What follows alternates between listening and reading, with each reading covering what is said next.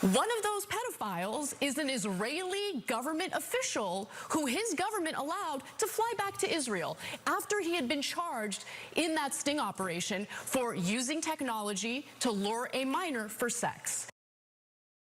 So it really shouldn't be surprising that the senior Israeli cybersecurity official didn't fly back to the United States in order to appear for his arraignment this week on Wednesday.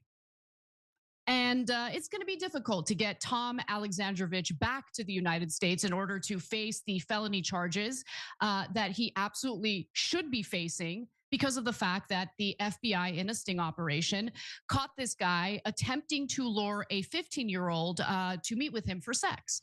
Now, again, this was part of a multi-week investigation that was done by local police in Las Vegas and the FBI.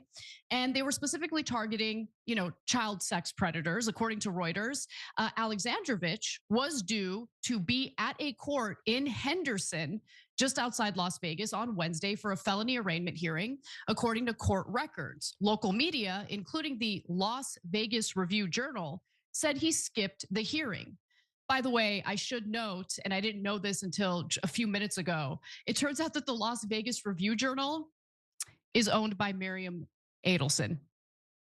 It's incredible. Anyway, so let me give you some more of this reporting. So Alexandrovich's lawyers argue, we had an agreement with the prosecutors here, and that Alexandrovich did not have to appear in person. That was the agreement. And here's what he told the judge, okay? This is David Chesnoff. He is the individual, the lawyer representing the alleged pedophile here, Alexandrovich. He says, quote, "The state and I had an agreement, and we informed your staff that he would not be here. I did not know the protocol that the court has." You're a lawyer. How do you not know the court's protocol? But anyway, he continues, "I'm in constant contact with Alexandrovich. I can show you my phone.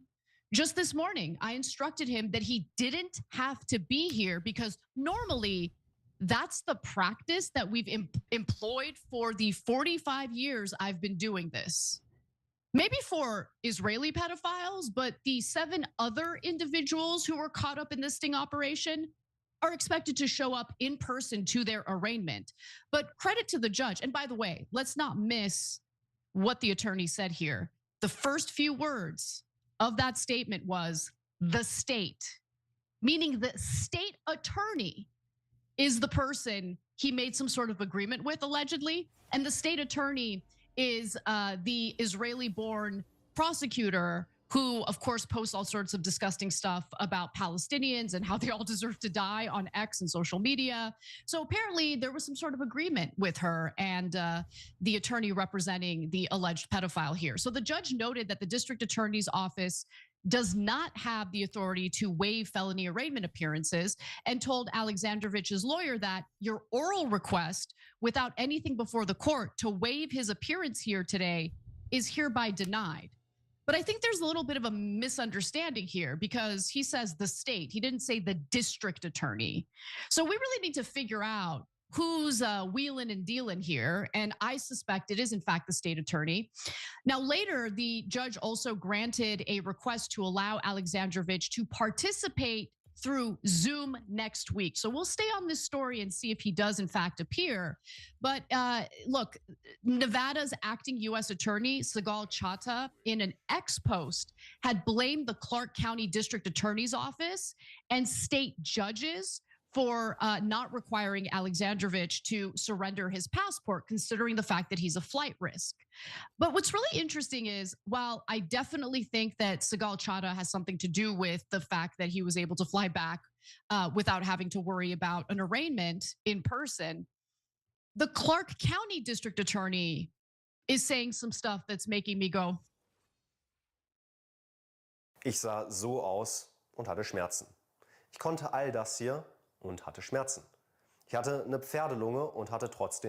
To talk about the very latest with regard to Israel and Gaza, we are very fortunate to be joined this morning by economist and professor at Columbia University, Jeffrey Sachs. Great to have you again, sir. Thank you. Wonderful to be with you.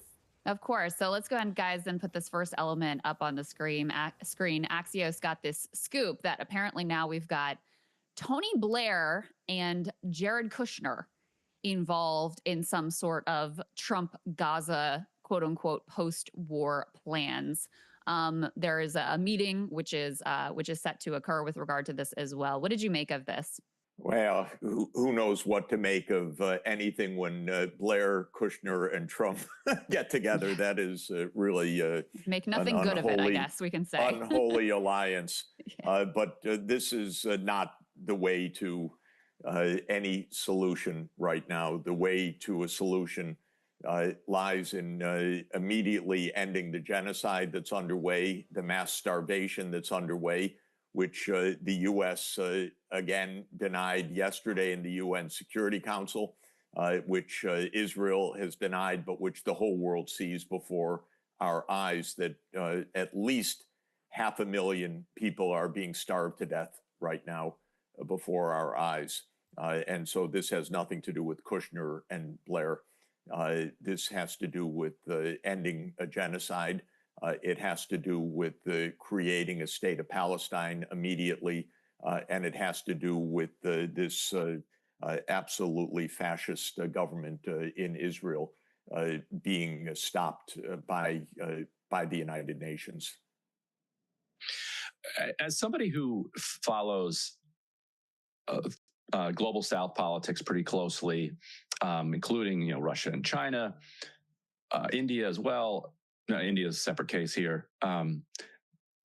When is the world going to do anything about what's happening in Gaza? I think the UN obviously has the United States sitting on the Security Council and will veto it, but it feels like there's been very little pressure brought to bear from the global South. I mean, South Africa obviously took Israel to the ICC and was joined, at some significant risk by a number of other countries from the global South. But that's about it. Like, is there no countervailing force that exists on a kind of just moral and ethical level, willing to push back against this genocide? In other words, if the Chinese and the Russians don't see it in their specific national interest, are they okay to just sit back and allow a genocide to unfold? Is that the realist politics that we live in? Am I too naive to expect that? I'm like, there's got to be somebody that's going to do something about this, but there isn't. What have you seen from? I think that there are probably three arenas that we should consider. First is the battlefield itself, where Israel is mass murdering the Palestinian people. I don't expect any of the regional powers to land troops or to be in a direct war over this issue. So I don't expect Russia or China or any of the Arab countries to land troops and open a war with Israel. The second area is on the diplomatic front. Every single day, there is a worldwide condemnation of Israel, some of which gets reported in the US, most of which does not. The Security Council meeting yesterday was an overwhelming condemnation of Israel's genocide and starvation, but it doesn't get even mentioned. The Organization of Islamic Cooperation had a meeting in Jeddah on August 25th, condemning this. That's 57 Muslim majority countries. The BRICS condemn this routinely.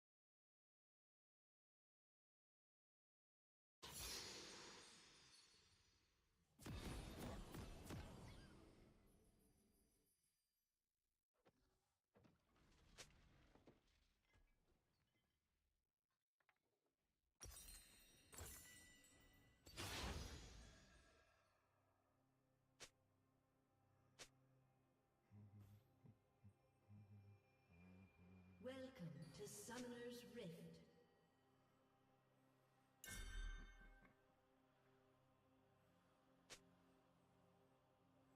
Seconds until minions spawn. Yeah, where's that lag coming from? I need to stop streaming